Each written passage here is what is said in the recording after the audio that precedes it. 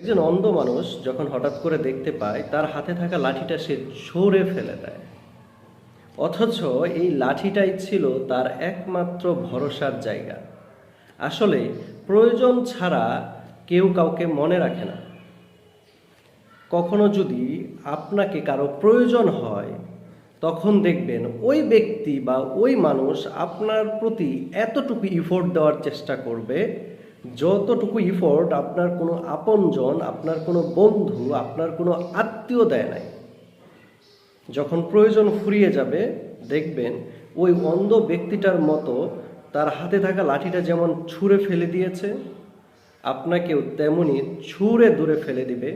এমন একটা বিহেভ, এমন একটা ভাব নিয়ে সে চলবে যেন আপনি কখনো তার কাছেই আসেননি বা আপনি কখনো তার কোনো ধরনের উপকারই করেননি।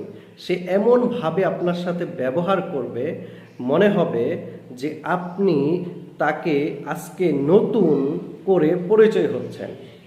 এটাই